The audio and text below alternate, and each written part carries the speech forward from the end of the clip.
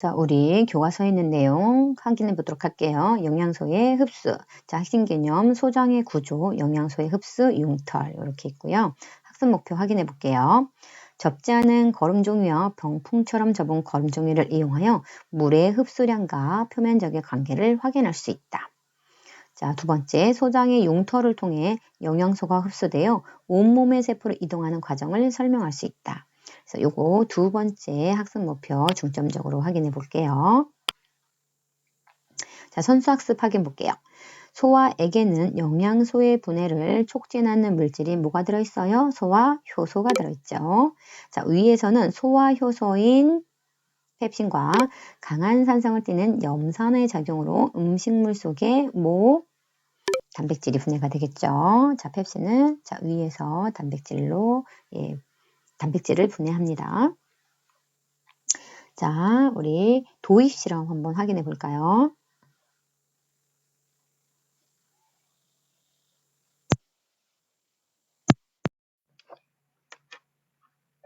이번 시간에는 접지 않은 거름 종이와 병풍처럼 접은 물의 흡수량과 표면적의 관계를 알아보겠습니다.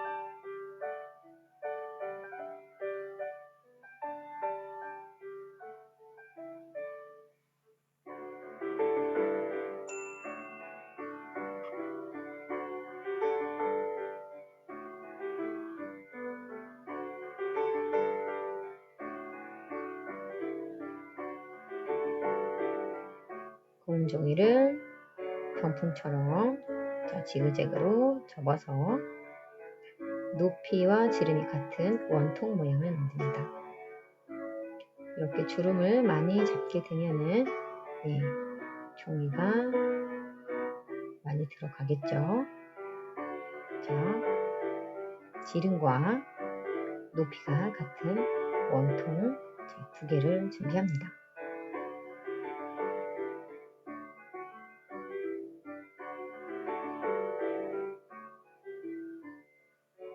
자, 식소를 탄 물을 두 개의 비커에 같은 양을 담고 자, 만들어 놓은 원통 모양의 거름 종이를 자, 넣습니다.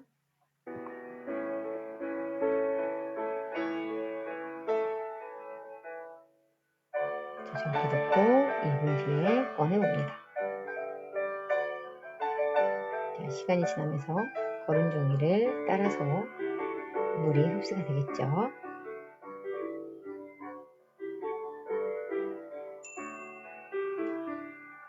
자, 흡수된 뒤 남아있는 물의 양을 비교해 봅니다. 어떤 물이 더 많이 줄어들어 있을까요?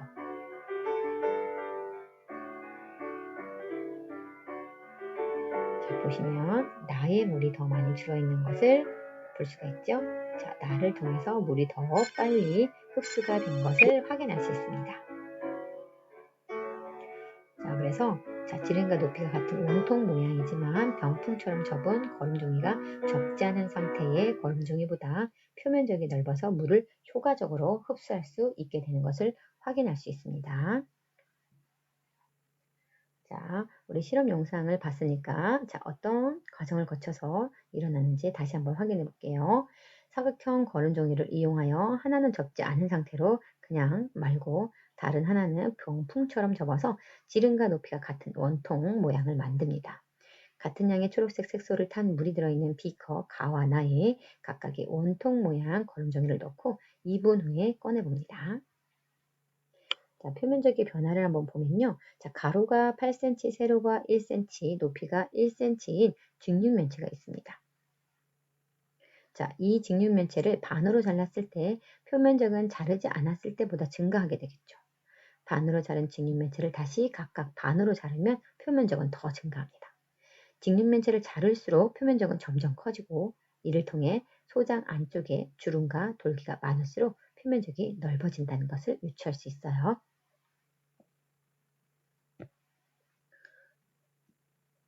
자, 비커에 남아있는 물의 양을 한번 비교해 볼게요. 자, 두 거름 종이 중 어느 것이 물을 더 많이 흡수했습니까? 병풍처럼 접어서 만든 거름종이겠죠. 그 까닭은 물과 이 거름종이가 만나는 표면적이 넓어서 흡수를 효과적으로 할 수 있게 되는 겁니다. 자, 비커 가보다 비커 나에 남아있는 물의 양이 적습니다. 이를 통해 병풍처럼 접은 거름종이가 접지 않은 상태의 거름종이보다 더 많은 양의 물을 흡수할 수 있음을 알 수 있어요. 자, 지름과 높이가 같은 원통 모양이지만 병풍처럼 접은 거름종이가 접지 않은 상태의 거름종이보다 훨씬 표면적이 넓어서 물을 더 많이 흡수할 수 있기 때문입니다. 자, 그래서 이렇게 병풍처럼 접은 거름종이가 접지 않은 상태의 거름종이보다 표면적이 넓어서 물을 더 많이 흡수할 수 있기 때문이다 라고 하시면 되겠죠. 자, 추가 물음 한번 답해 볼까요? 지름과 높이가 같은 원통 모양을 만들기 위해 사용된 거름종의 양은 어느 쪽이 더 많은가? 어느 쪽이 더 많겠어요? 병풍처럼 접은 거름종이겠죠? 예. 우리 주변에서 표면적을 넓혀 효율성을 높이는 구조에는 무엇이 있을까? 뭐가 있을까요? 자, 수건의 표면, 엔진의 냉각 핀 이런 것들이 있습니다. 자, 소장 안쪽의 벽의 구조를 한번 살펴볼게요. 자, 소장은 안쪽 벽에 주름이 많아요. 자, 주름이 많고 작은 돌기인 융털이 빽빽하게 배열되어 있습니다. 자, 이것은 소장 안쪽 벽의 주름과 융털은 소장 영양소와 닿는 소장의 표면적을 넓게 하여 소화된 영양소를 효율적으로 흡수할 수 있는 그런 구조입니다. 그래서 여러분들 소장의 주름과 융털 이 구조는 영양소가 닿는 표면적을 넓게 해서 효과적으로 영양소를 흡수할 수 있도록 하는 구조입니다. 잘 알아두세요. 자, 그림 한번 같이 볼게요. 자, 이런 식으로 돼 있다는 얘기예요. 자, 소장의 내부를 보면 이렇게 주름이 발달되어 있습니다. 이렇게 내부 구조에 주름이 발달되어 있고 이 안쪽을 조금 더 확대해서 보면은 주름도 이렇게 돌기가 또 이렇게 발달되어 있습니다. 이런 돌기를 융털이라고 해요. 융털. 자, 융털 잘 알아두시고요. 자, 이 융털을 자세히 살펴볼게요. 요 작은 거 하나를 더 확대해서 보면 이와 같은 구조로 되어 있습니다.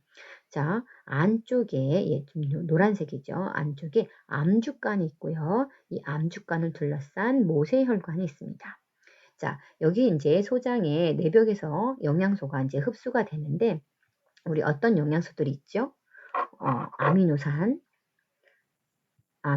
있고요. 글씨가 잘 안 써져요. 아미노산 있고 그다음에 포도당이 있고 또 무기염류가 있고 또 바이타민들이 있습니다. 근데 바이타민은 물에 잘 녹을 수 있는 수용성 바이타민이 있고요. 물에 잘 녹지 못하는 지용성 바이타민이 있어요. 그리고 우리 지방산과 모노글리세리드가 있어요. 자, 이런 영양소들이 다 그냥 한꺼번에 흡수되는 게 아니라 이런 수용성 영양소들은 융털의 상피세포를 통해서 흡수가 되면 얘네들은 모세혈관을 통해서 흡수가 됩니다. 그리고 지용성 영양소들은 마찬가지로 융털의 상피세포를 통해서 들어가서 여기 암주간을 통해서 흡수가 돼요. 그래서 처음에 들어가는 통로가 다르다라는 거. 자, 그래서 모세혈관으로 흡수된 요 영양소들은 간을 통해서 심장으로 가게 되고요. 그다음에 암주가는 바로 심장으로 들어가게 됩니다. 그래서 심장에서 혈액이 이제 만나게 되는 거죠. 영양소가. 그래서 혈액을 통해서 온몸을 지나가면서 필요한 영양소를 제공하게 되고 세포에서는 그 영양소를 이용해서 산소를 이용해서 세포 호흡을 하게 되고 생명활동에 필요한 에너지를 만들어내게 되는 겁니다. 자, 심장의 내부 구조 잘 알아두시고요. 자, 우리 물음 한번 볼까요?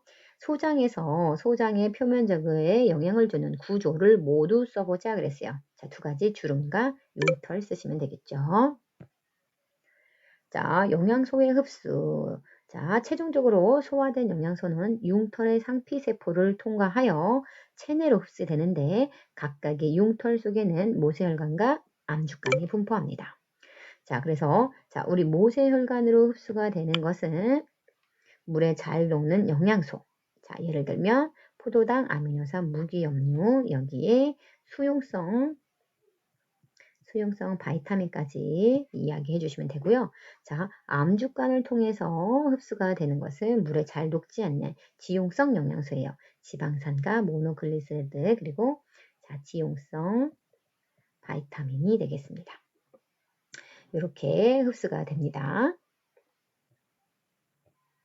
자, 이제 흡수된 영양소 이동 경로를 살펴볼게요. 자, 모세혈관으로 흡수된 영양소는 어떻게 해요? 예, 간을 거쳐서 심장으로 가게 되고요. 자, 암주간으로 흡수된 영양소는 간을 거치지 않고 예, 바로 심장으로 이동하게 됩니다. 그래서 심장에 도달한 영양소는 자, 혈액을 통해서 온몸의 조직세포로 운반이 되어 세포호흡의 재료로 사용하게 됩니다. 자, 참고자료 보시면요. 흡수된 영양소의 이동 경로를 예, 그림으로 한번 살펴보도록 할게요. 자, 물에 잘 녹는 영양소, 자, 수용성 영양소예요. 수용성 영양소는 자, 모세혈관으로 흡수가 된다고 했어요. 자, 모세혈관으로 흡수가 되고 그림이 중간이 안 되네. 자, 모세혈관으로 흡수가 되고 이 모세혈관을 통해서 흡수된 영양소는 자, 간을 통해서 심장으로 가게 되고요. 자, 암주간을 통해서 흡수된 지용성 영양소는 이렇게 다른 통로죠. 자, 림프관을 통해서 심장으로 들어가게 되고 이 심장에서 수용성, 지용성 영양소가 만나고 온몸의 조직세포로 가게 되는 겁니다. 자, 영양소의 이용 볼게요. 소화기 순환계를 거쳐 조직세포에 전달된 영양소는 산소를 이용해서 분해가 됩니다. 세포 호흡하는 거죠. 영양소가 분해될 때 방출된 에너지는 세포의 생명활동에 이용이 되고요. 자, 우리 창의력 키우기 같이 볼게요. 영양소 중 하나를 선택하고 선택한 영양소가 소화계에 흡수되어 조직세포로 전달되기까지의 과정을 이야기로 만들어서 발표해 볼게요. 여러분들 녹말, 단백질, 지방, 바이타민, 무기염류 중에서 어떤 영양소가 어떤 소화계에서 흡수가 되는지 그리고 각각의 조직세포까지 전달되는 과정을 자, 이야기로 한번 만들어 보세요. 예를 하나 보여드리면 나는 밥에 들어있는 녹말이야. 자, 녹말을 선택했죠. 나는 입안에서 아밀레이스에 의해서 엿당으로 분해되고 자, 소화과정 이야기하고 있습니다. 소장에서 포도당으로 분해돼. 포도당은 소장의 융털 속에 있는 모세혈관으로 흡수가 되는데 모세혈관에는 혈액이 흐르고 있어. 그쵸? 모세혈관으로 흡수된 포도당은 혈액을 통해 심장으로 이동한 후에는 온몸의 조직세포로 전달이 된단다. 그래서 자, 내가 어떤 영양소인지 선택을 하고 나의 이동 경로, 나의 소화되는 이 과정을 설명하고 어디로 통해서 흡수가 되고 조직세포까지 전달이 되는지 한번 설명해 보도록 할게요. 자, 스스로 확인하기 문제 볼게요. 소장의 안쪽 벽에 빽빽하게 분포하는 작은 돌기를 무엇이라고 하는가? 융털이죠. 자, 소장 안쪽 벽의 세포를 통과하여 흡수된 영양소 중 포도당은 융털의 모혈관이죠. 자, 지방산은 융털의 암주간이죠. 암주간을 통해서 이동한다. 자, 스스로 확인하기 문제 세 번째, 포도당 용액을 마실 때와 포도당 링거 주사를 맞을 때 포도당의 조직세포로 이동하기까지의 차이점을 설명해 보자.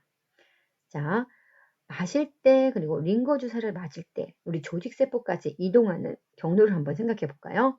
마실 때는 어때요? 소화기관을 거쳐서 소장에서 흡수가 되고 심장까지 간 다음에 심장에서 온몸의 조직세포로 포도당을 전달해 주게 되는 거죠. 그런데 자, 포도당 링거를 맞게 되면 소화계를 통과하지 않죠. 그죠? 자, 혈관을 통해서 흡수가 되는 거고 바로 조직세포로 전달이 되게 되는 거죠. 그래서 링거를 맞았을 때의 효과가 훨씬 더 빠르다라는 거 예상할 수 있겠습니다. 자, 5번 답안을 볼까요? 자, 포도당 용액을 마시면 포도당은 소화계를 거칩니다. 소화계를 거쳐서 소장 융털의 모세혈관으로 흡수된 후 혈액을 통해 조직세포로 전달이 되게 됩니다. 자, 반면에 링고 주사를 맞게 되면 포도당은 소화계를 거치지 않죠. 바로 순환계로 들어가게 되고 조직세포로 전달될 수 있고 포도당 용액을 마시는 것보다 빠른 시간에 포도당이 조직세포로 들어가게 되고 세포호흡에 이용이 될 수 있습니다. 그래서 마시는 것보다는 주사를 맞는 게 즉각적인 효과가 있다라는 겁니다.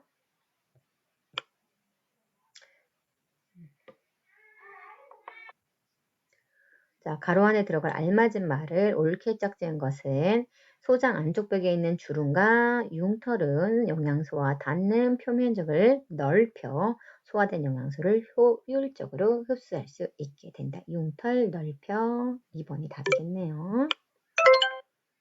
자, 2번 소장 융털 속 모세혈관으로 흡수되는 영양소로 옳지 않은 것은 모세혈관으로 흡수되는 게 아닌 거예요. 그러면 암주간으로 흡수되는 걸 고르면 되겠죠. 지방산과 모노글리세를 되겠죠. 자, 다음 시간에는 순환계의 구조와 기능을 학습합니다. 고생하셨습니다.